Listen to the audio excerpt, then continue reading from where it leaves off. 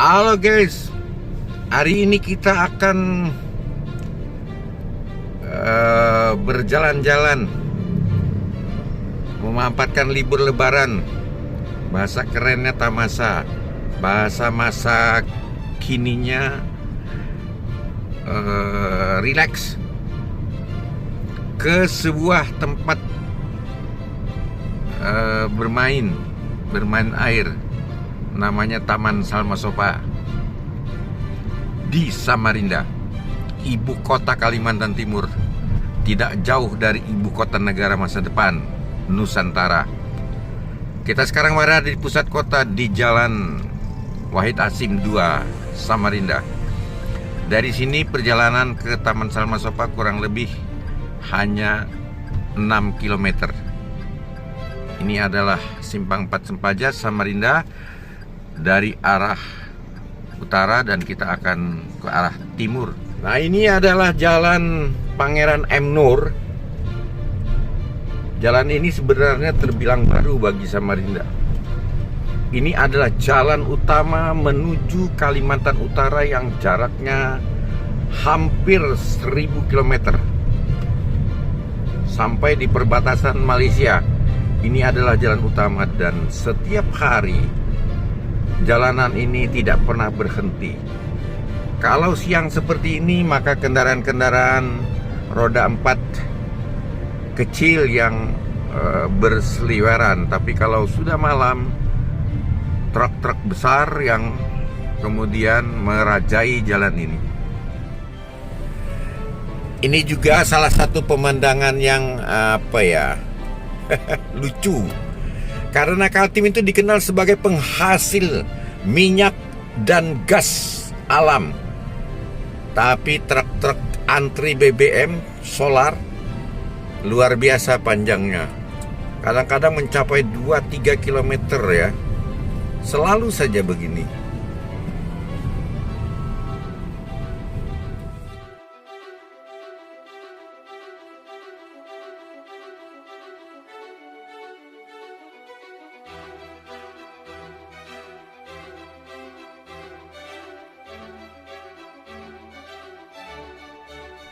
Dari Jalan M. Nur belok ke kiri. Ini nama jalannya Jalan DI Panjaitan. Jalan ini juga cukup sibuk sekali lagi karena ini adalah pintu gerbang kota Samarinda dari arah utara ya. Dari arah, coba di utara ini ada beberapa kota yang dilewati untuk sampai ke Kalimantan Utara ya. Pertama kita akan bertemu dengan kota Bontang. Itu jaraknya 120 km dari sini. Kemudian 60 km berikutnya kita akan bertemu dengan kota Sangatta. Kalau Bontang dikenal sebagai pupuk Kaltim dan gas alam cair LNG.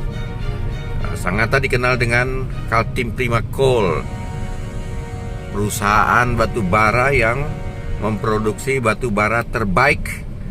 Makanya dikatakan Prima Coal. Jadi dia kalorinya sangat paling baik di Indonesia adalah di Sangatta KPC ya. Dari sini setelah Sangatta kita akan bisa bertemu dengan kota terakhir Kaltim, yaitu kota Tanjung Redep, Kabupaten Berau. Setelah Tanjung Redep kita akan masuk ke kota Tanjung Selor. Itu adalah ibu kota Kalimantan Utara setelah Kaltim dimekarkan menjadi Kalimantan Utara di bagian utara. Jalan ini tembus sampai ke Tanjung Selor, Tanah Tidung, sampai ke Malinau ya, sampai betul-betul ke perbatasan Indonesia Malaysia yang jaraknya dari sini kurang lebih 1000 km. Ini adalah Jalan DI Panjaitan. Kalau ke Taman Salma Sofa belum melewati jalan ini, berarti Anda keliru jalan kalau dari arah Pangeran M. Nur ya. Nah, salah satu penanda untuk tahu apakah kita berada di jalan yang benar, selain Anda bisa melakukannya melalui Google Map, Anda juga akan melihat di sebelah kanan nanti ada sebuah bangunan yang bagus banget. Nama bangunan itu adalah Buddhist Center. Nah, kita bisa lihat dari sini. Bangunan ini cukup megah dan ini menjadi salah satu destinasi wisata rohani ya. Banyak orang, walaupun dia bukan pemeluk agama Buddha, yang datang untuk melihat Buddhist Center ya. Ini bangunan bagus, sayang kita tidak bisa melihatnya dengan bagus ya dari arah sini. Nah, Anda bisa lihat tuh, ya kan? Bagus itu Buddhist Center. Dari Buddhist Center ini, ya guys, ini kita sudah masuk kira-kira 2 km dan ada satu bukit ya yang akan kita lewati. Ini adalah bukitnya, cukup menanjak ini. Jadi kalau naik sepeda motor atau naik mobil harus gigi rendah ya, harus persneling 2 atau kalau ragu sekalian pakai persneling 1 ya. Jangan mundur. Tapi persneling 2 biasanya sudah sampai. Ini bukitnya, dan kalau kita ke Bandung ibarat ini pergi ke Lembang ya. Ada bukit-bukitnya. Kita tidak bisa melihat lembahnya karena tertutup oleh semak-semak ini ya. Kalau tidak ada semak ini kita bisa lihat. Nah, kita sudah berada di sekitar kilometer 3 Jalan Mugirejo ya. Di sebelah kiri harus diingat ada masjid. Nah, ini masjidnya. Masih terus ke arah, sebenarnya kalau dari sini ke arah selatan ya. Tapi jalanan ini jangan takut, ini jalanan utama ya. Tidak, kalau ke Salma Sopa dari Jalan Mugirejo tadi kita tidak akan bertemu, tidak akan menyimpang kemana-mana. Jadi kalau mengikuti jalan itu sampai dimanapun Anda tetap akan bertemu dengan Taman Salma Sopa. Kalau belum bertemu itu artinya hanya belum sampai. Jadi jangan ragu ya, karena jalannya lurus. Dan di sini kilometer 4 Anda akan lihat pemandangan yang masih alami ya. Ini bagusnya mengapa Salma Sopa menjadi salah satu pilihan warga kota Samarinda dan sekitarnya, Balikpapan, Bontang, Tenggarong, Sangatta datang ke Salma Sopa karena memang suasananya yang sangat alami ya. Jadi memang orang sudah jenuh dengan wisata di kota gitu, ambil pilihan ke desa-desa. Orang-orang yang berada di pelosok, yang jauh dari kota, biasanya liburnya pergi ke kota. Tapi orang kota pergi ke desa. Jadi dua-duanya diperlukan, baik wisata urban maupun wisata pedesaan. Kita berada di sebuah jalan yang tinggal kira-kira 100 meter. Kita akan sampai ke Taman Salma Sopa.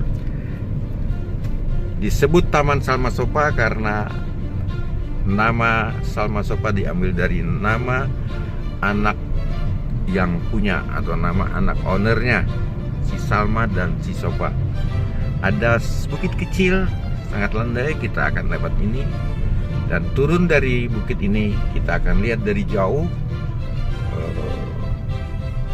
Kita akan tiba di sebuah tempat rekreasi Taman Salma Sopa, dan Anda lihat sepeda motor sudah penuh di tempat parkir, mobil juga begitu, dan kita bisa lihat ini adalah tulisan Taman Salma Sopa ya. Ini ada bangunan panjang, di sebelah kanan adalah tempat parkir. Bangunan panjang ini adalah diberi nama beranda ya. Di beranda ini nanti kita akan masuk ke sana. Kita akan bisa melihat barang-barang unik, barang-barang budaya, barang-barang atau benda-benda antik. Dan di sini juga disediakan baju atau busana Jepang, busana Korea, busana Belanda disewakan. Untuk masuk ke beranda dipungut biaya Rp10.000, sedangkan busana yang disewa per potong sebesar Rp30.000. Taman Salma Sopa kalau hari Minggu seperti ini harga tiket masuknya Rp25.000. hanya anak-anak di bawah umur 2 tahun yang belum bisa jalan yang dibebaskan. Kita akan lihat Salma Sopa ke dalam. Ini adalah tempat parkir kendaraan roda 4 dan ini pukul 10 pagi ya. Masih banyak tempat parkir yang kosong untuk roda 4, tapi biasanya kalau sudah siang pengunjung makin banyak. Tempat parkir ini tidak cukup menampung sehingga parkir di tepi jalan ya. Kita bisa lihat ini bangunan yang disebut dengan beranda. Bangunan ini terbuat dari kayu dan berbahan kayu ulin atau kayu besi ya. Nah, ini adalah parkir sepeda motor kendaraan roda 2, sudah hampir penuh.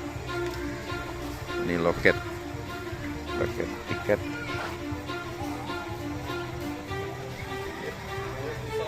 Itu ada tulisan Taman Salma Sopa. Di sebelahnya ada tulisan sana panggung kaki langit ya, karena di dalam bisa digunakan untuk berbagai acara ya. Tapi kalau hujan ini kehujanan, ini kalau panas saja lepas dari sinar matahari ya. Nah, ini penjaga loket Taman Salma Sopanya ganteng, dua-duanya masih bujangan ya. Bujangan ya? Oh, sudah berkeluarga ya. Oh, maaf. Oh, sudah ini ya, sudah berkeluarga. Yang ini sudah juga? Enggak tahu ya. Oh, ini belum ya. Masih single ya. Jangan ngaku-ngaku ya. Siapa tahu kan. Oh, ya. Kita akan lihat ini adalah dalam dari panggung kaki langit. Biasa digunakan untuk berbagai acara semi indoor ya. Dan ini atapnya hanya paranet. Ada level-level, 3 level, dan kita bisa lihat panggungnya cukup besar dan ada kalimat yang sangat indah. Jika bukan karena kasih sayang, bisakah kamu besar seperti sekarang? Nah, ini panggungnya ya, panggung kaki langit. Kita masuk ke bagian dalam dari Salma Sopa.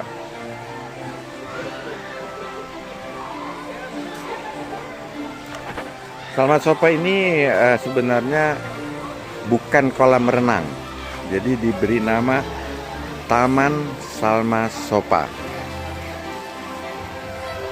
Jadi sifatnya lebih sebagai tempat rekreasi ya.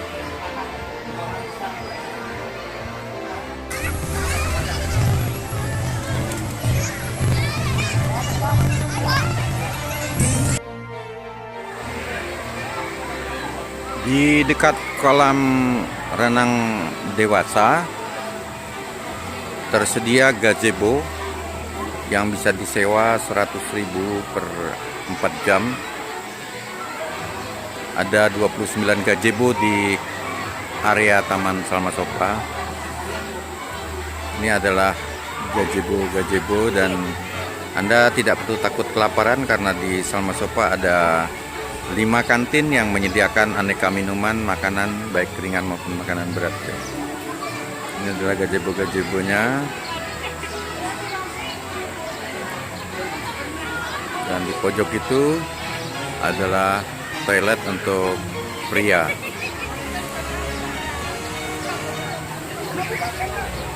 Taman Salma Sopa memiliki beberapa tempat atau spot untuk berfoto ya, seperti ini. Dan ini adalah relief terpanjang,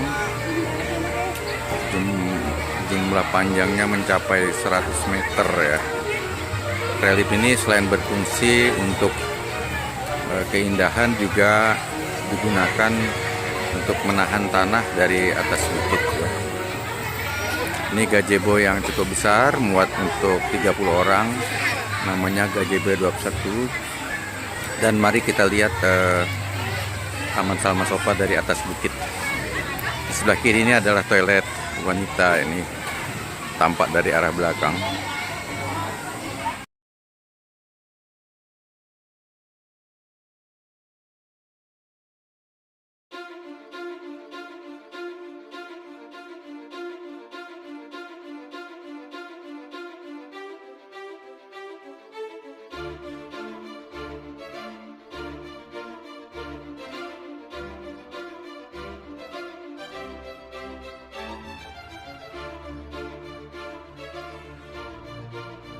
Kita bisa melihat keramaian pengunjung di kolam renang balita ya.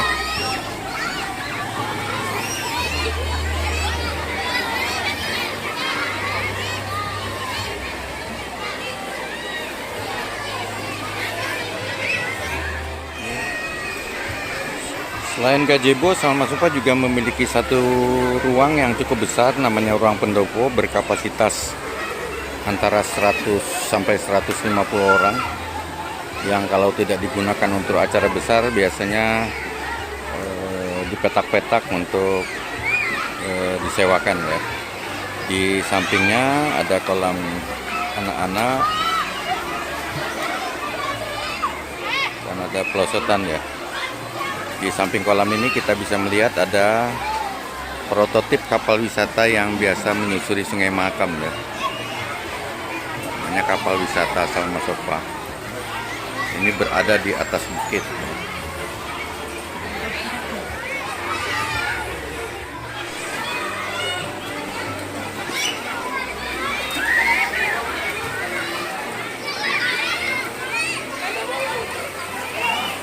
Mari kita lihat di kawasan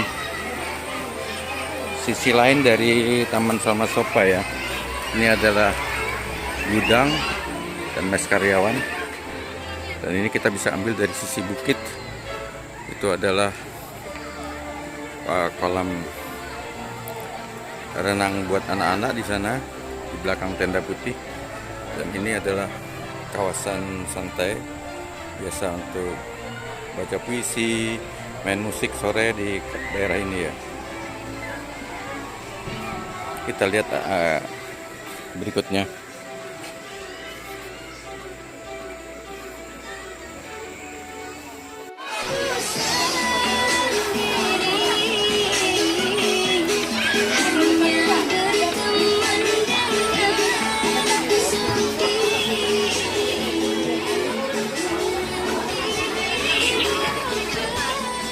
Nah, sampailah kita ke ruang tadi yang disebut dengan beranda ya. Nah, ini adalah busana Korea, busana Jepang. Termasuk di sini ada busana daerah yang bisa disewa oleh para pengunjung. Untuk masuk ke sini bayar Rp10.000, sedangkan sewa busana Rp30.000 ya. Barang-barang yang ada di sini,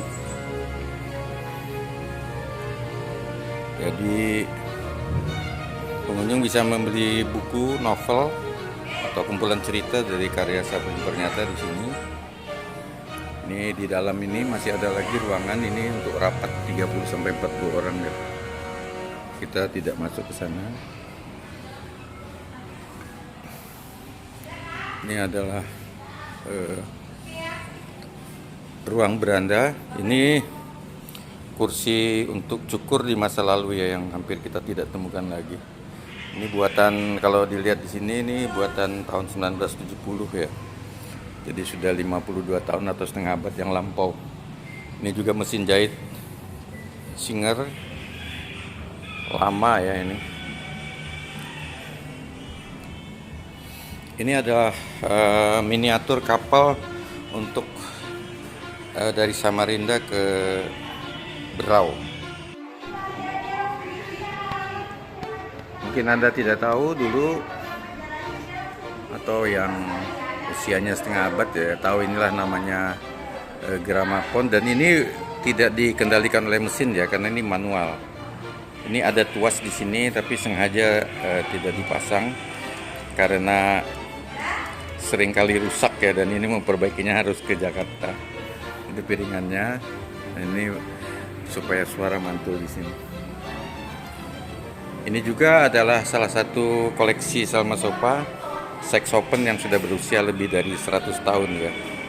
Buatan Prancis ya. Ini ada mereknya di sini nih.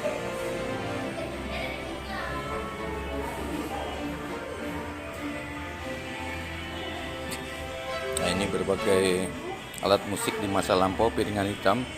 Ini juga piringan hitam. Dan ini ada ketika di Dan piringan hitamnya masih bagus, masih jernih ya, bisa diputar. Ini kus-plus ya, mungkin banyak yang sudah tidak kenal dengan penyanyi yang sudah berusia lebih dari setengah abad ya. Ada Benyamin, ada Ivo, ini siapa ini, Jinah ya, Arianto. Wah, ini penyanyi legend Indonesia. Titik Sandora dan Muksin itu dulu band 4 nada yang kalau tidak salah kemudian menjadi favorit grup ya. Ini adalah proyektor ya untuk mutar film.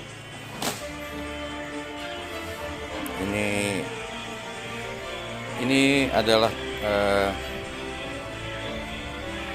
untuk bercermin ya. Ini milik salah seorang direktur bank Kalimantan dulu, punya keluarganya yang usianya lebih dari 60 tahun ya. Banknya sudah tidak ada, tapi ininya masih ada. Nah, kebetulan ada pengunjung yang sedang menggunakan busana noni-noni Belanda ya. Ini koleksi Salma Sofa, bermacam radio dari yang tahun 70-an sampai tahun 90-an ya. Ini salah satu yang tua. Ini usianya lebih dari setengah abad. Ini juga lebih dari setengah abad ini.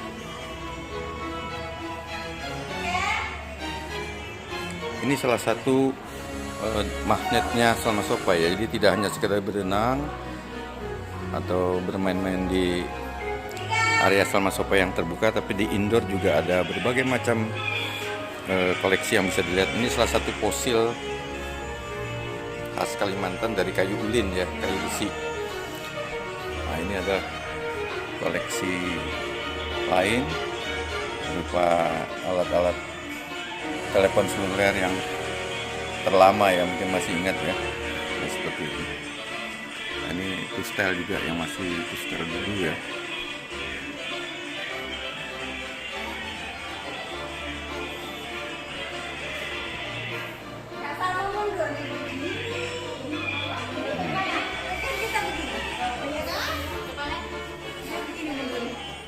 Tadi kita lihat ruang infinite itu dari depan atau dari luar. Ini adalah ruang infinite yang untuk ngopi, tapi belum dibuka ya, belum dibuka secara resmi. Ini bartendernya di sini ya. Nah, kita lihat di arah luar itu adalah lapangan terbuka tadi.